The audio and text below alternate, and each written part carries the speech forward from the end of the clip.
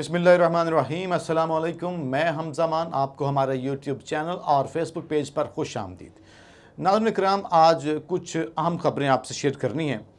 عمران خان صاحب نے لاہور کا کل دورہ کیا، میں بھی وہاں پر ان کے ساتھ موجود تھا۔ وہاں پر عمران خان صاحب سے ایک ہماری ملاقات بھی کروائی گئی۔ وہ ملاقات میاں اسلم اقبال اور حماد اظہر اور اسد عمر صاحب نے کروائی۔ تو وہاں پہ عمران خان صاحب نے لاہور کی مختلف ڈویژنز کے جو ان کے سمجھ عہدیداران ہیں، مختلف ونگز کے پارٹی کے، ان کو بھی الگ الگ خان صاحب نے بلا کر ان سے بھی ملاقات کی، اور ایک آخری جو ہے میٹنگ، ایک کنونشن جو ہے وہ وکلاء کے ساتھ عمران خان صاحب نے رکھا۔ یہ 90 شارہ سی ایم آفس میں یہ ساری تقریب جو تھی ہوئی، اور وہیں پر میری کچھ سینئر صحافیوں کے ساتھ عمران خان صاحب کے ساتھ ملاقات ہوئی۔ اس کا حوال آپ کے سامنے رکھتے ہیں۔ خان صاحب نے کہا کہ فرق نہیں پڑتا کہ آرمی چیف کون ہوگا۔ خان صاحب نے کہا لیکن اگر کسی چور، ڈاکو، بگھوڑے، مجرم کے ساتھ مشاورت ہوگی جس نے وطن عزیز کو لوٹا ہوا ہو، ایسے ڈاکو، مفرور، چور، بگھوڑے مجرم کے ساتھ مشاورت ہوگی کہ آرمی چیف کس کو لگایا جائے گا، تو یہ ایک سیکیورٹی، انہوں نے کہا یہ ایک سیکیورٹی تھریٹ ہے۔ اس پہ آپ ذرا غور کیجیے گا، یہ بہت اہم خبر ہے۔ عمران خان صاحب نے صحافیوں سے ہمارے ساتھ وہاں پہ جو بات کی، وہاں پہ کہا کہ فرق کوئی نہیں پڑتا کہ آرمی چیف کوئی بھی آ جائے۔ اس کو ذرا آپ سمجھیں۔ عمران خان صاحب یہ اس لیے کہہ رہے ہیں کہ جو بھی آئے گا وہ آرمی میں سے ہی آئے گا۔ انہوں نے کہا مجھے اس سے کوئی فرق نہیں پڑتا، کوئی بھی آ جائے، جو مرضی آ جائے۔ بھائی فرق اس بات سے پڑتا ہے کہ آرمی چیف کی تعیناتی کون کر رہا ہے۔ اگر ایسے بندے نے تعیناتی کرنی ہے یا اس پر مشاورت کرنی ہے یا اس میں شامل ہونا ہے، اس میں بات کرنی ہے جو پاکستان میں مجرم کا سٹیٹس رکھتے ہیں، تو یہ بڑی معیوب اور غلط بات ہے۔ اس کو عمران خان صاحب سیکیورٹی تھریٹ قرار دے رہے ہیں۔ انہوں نے کہا کہ آرمی چیف کے تقرری میرٹ پر اور سپہ سالار کے عہدے پر کسی بھی شخص کو تعینات کیا جائے۔ انہوں نے کہا مجھے اس سے کوئی فرق نہیں پڑتا۔ یہ لاہور میں وہ ہمارے ساتھ گفتگو کر رہے تھے، میں بھی سامنے بیٹھا ہوا تھا، پاس بیٹھا ہوا تھا۔ انہوں نے کہا لیکن ان کا یہ مرضی کا آرمی چیف جو ہے، یہ بھان متی کا کنبہ، 13 جماعتوں کا کنبہ، شہباز شریف صاحب مرضی کا آرمی چیف لانا چاہتے ہیں نواز شریف سے مشورہ کر کے۔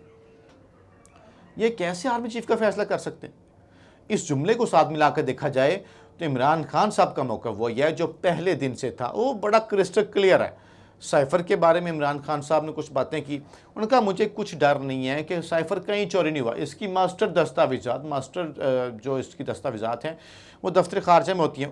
خان صاحب نے کہا کہ شکر ہے انہوں نے سائفر کو تسلیم تو کر لیا۔ انہوں نے کہا اب اگر مجھے یہ بلایا گیا، یا وہ کہتے مجھے بلایا گیا تحقیقاتی کمیٹی کے سامنے، تو پہلے تو خان صاحب نے کہا کہ میں ان سے پوچھوں گا کہ ڈونلڈ لو نے کس کو ہٹانے کا حکم دیا، اور پھر ان کو این آر او دے دیا گیا۔ اس کو ذرا سمجھیں۔ خان صاحب نے کہا کہ سائفر پہ جو لکھا ہوا تھا وہ تو وہاں سے شروع کریں گے، اس پہ صاف لکھا ہوا تھا کہ عمران خان کو ہٹایا جائے۔ کس سے مخاطب تھا؟ ڈونلڈ لو کے نکال دو، اور اس کے بعد رجیم چینج آپریشن ہوا۔ حضور یہ سائفر سے لگتا ہے کہ یہ بھاگیں گے۔ شہباز شریف صاحب کو کہنا ہے کہ اس کی تحقیقات کروائیں گے، وہ اپنی اتحادی جماعتوں سے انہوں نے بات چیت کی ہے، وہ اس پہ تحقیقات کریں گے۔ ان کو لگتا ہے کہ سائفر میں کچھ ایسی چیزیں ہیں جس میں عمران خان کو الجھا لیں گے۔ ان کا بیانیہ ہے کہ پاکستان میں، خان صاحب کا بیانیہ ہے کہ امریکی مداخلت سے پاکستان میں رجیم چینج آپریشن کیا گیا ہے، تو اس بیانیے کو متاثر کرنے کی کوشش کی جائے گی۔ خان صاحب نے وہاں پر یہ بھی کہا کہ الیکشن کمیشن جانبدار ہے، یہ زرداری اور نواز شریف کے ساتھ مل کے توشہ خانہ کیس میں مجھے نااہل کرنا چاہتے ہیں۔ خان صاحب نے کہا میں چیلنج کرتا ہوں میرا زرداری کا اور نواز شریف کا توشہ خانہ کیس ایک ساتھ سن لیا جائے۔ خان صاحب نے کہا میں نے کچھ غیر قانونی نہیں کیا، اور جبکہ انہوں نے غیر قانونی طور پر قیمتی گاڑیاں لی ہیں اور بہت سارے تحائف لی ہیں جو کہ وہ نہیں لے سکتے تھے، لیکن وہ انہیں اپنے ساتھ لے کر چلے گئے۔ خان صاحب نے یہ بھی کہا کہ مذاکرات تو ہر چیز میں ہوتے ہیں، ہر معاملے میں مذاکرات ہوتے ہیں، باتیں طے ہوتی ہیں اور سیاستدان ویسے بھی مذاکرات سے نہیں بھاگ سکتا۔ پھر انہوں نے کہا کہ چیئرمین نیا بھی انہوں نے مرضی کا لگا لیا، الیکشن کمیشن جتنا جانبدار اب ہے پہلے اتنا کبھی نہیں تھا۔ انہوں نے کہا میں نے دیکھا ہے۔ پھر انہوں نے کہا کہ رانا ثناء اللہ ہمارے لانگ مارچ کے منصوبے کو کیسے روکے گا؟ اسلام آباد کے چاروں طرف تو خیبر پختونخوا ہے، آزاد کشمیر ہے اور پنجاب ہے۔ تو رانا ثناء اللہ خالی دھمکیاں دے رہا ہے۔ پھر خان صاحب نے بتایا کہ یہ معاملات اتنے حساس ہیں کہ انہوں نے شاہ محمود قریشی تک کو نہیں بتایا، اور یہ لانگ مارچ کی ڈیٹ، پلاننگ، ان چیزوں کو انہوں نے صرف اپنے تک رکھا، اپنے دل میں دبا کے رکھی ہیں چیزیں۔ بلکہ انہوں نے یہ بھی بتایا کہ 16 اکتوبر کو الیکشن جو ہیں وہ بھی ہونے والے ہیں، لیکن انہوں نے کہا کہ جو ضمنی انتخابات 9 حلقوں میں ہو رہے ہیں نا، جس میں ایک میں شاہ محمود قریشی کی بیٹی الیکشن لڑ رہی ہے، 8 حلقوں میں سابق وزیر اعظم خان صاحب نے بتایا کہ میں خود الیکشن لڑ رہا ہوں وہاں پہ۔ تو خان صاحب نے کہا کہ 16 اکتوبر ابھی کافی دور ہے، انہوں نے کہا ہو سکتا ہے ضمنی الیکشن کی نوبت ہی نہ آئے۔ تو یہ بھی انہوں نے کہا ہے کہ اس سے پہلے ہی وہ لانگ مارچ میں پاکستان کو لے جائیں۔ یہ آپ پوائنٹ نوٹ کریں کہ لانگ مارچ کب ہو رہا ہے۔ یہ چیزیں ہیں۔ ایک اور ڈیٹا جو ہے وہ میں آپ کے سامنے رکھتا ہوں، یہ کافی امپورٹنٹ حکومت کو شرم کرنے کے لیے ڈیٹا ہے۔ اپنی 75 رکنی کابینہ کے ساتھ اگر وہ شرمانا چاہیں تو اس پہ وہ شرما سکتے ہیں، یہ کافی اہم ہے۔ 2021 اور 22 کے ڈیٹے پہ بات کرتے ہیں۔ سب سے پہلے آپ 2021 پہ غور کریں، فیصلہ آباد میں کیا ہوتا ہے۔ 2021 میں 1990 کے بعد پہلی بار ٹیکسٹائل انڈسٹری مکمل طور پر بحال ہوئی۔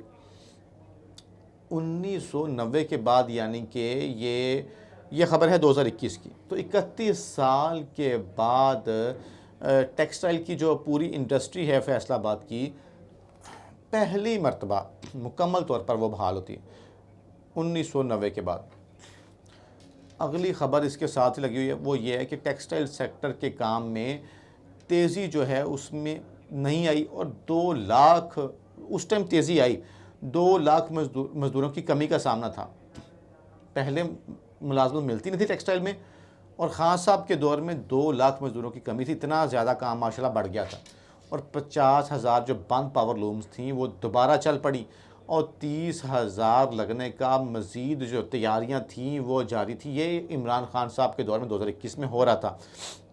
اب ذرا آج کی خبر آپ ملاحظہ فرما لیجئے، اپنی سماعت تک پہنچائیے۔ میں آپ کو بتاتا ہوں، ہفتے کے روز ملک بھر کی ٹیکسٹائل انڈسٹری کو بند کر دیا جائے گا۔ یہ جناب ٹیکسٹائل انڈسٹری نے اعلان کر دیا ہے۔ 1600 کے قریب فیکٹریز پہلے ہی بند ہو چکی ہیں، 51 لاکھ ملازمتیں ختم، اور 3.5 کروڑ لوگ متاثر ہو چکے ہیں۔ یہ بات ایپٹما نے کہی ہے، جو ٹیکسٹائل انڈسٹری سے متعلق ہے۔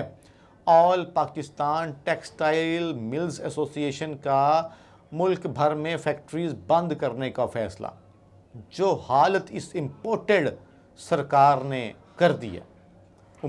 مجھے امید ہے یہ آپ کو ڈیٹا جو ہے آپ اس پہ غور و خوض کریں گے۔ 50 لاکھ سے زائد، 51 لاکھ لوگوں کی نوکریاں فارغ ہو جائیں گی فیکٹریز بند ہونے کے بعد، یہ بے روزگار ہو جائیں گے۔ 3.5 کروڑ لوگ ان فیکٹریز کے متاثر ہونے سے بند ہو گئے۔ کہاں ہمیں روزگار میسر تھا اور لوگ موجود نہیں تھے، لوگوں کی کمی تھی، 2 لاکھ مزدوروں کی کمی تھی، اور آج 50 لاکھ مزدوروں کی، 51 لاکھ مزدوروں کی نوکری خطرے میں۔ یہ کر دی جناب امپورٹڈ سرکار نے پاکستان کے ساتھ۔ ان کے لانے والوں پہ بھی افسوس ہے، لانے والے اب ہی کچھ خیال کر لیں، ڈلے بیرا نہ کچھ نہیں بگڑتا، اب ہی کچھ خیال کر لیں اور جان چھڑوا دیں وطن عزیز پاکستان کی ان چور ڈاکو سرکار سے، جان چھڑوا دیں اس غریب پاکستانی کی ان چور ڈاکوؤں سے۔ اپنا خیال رکھیے۔ پاکستان زندہ باد۔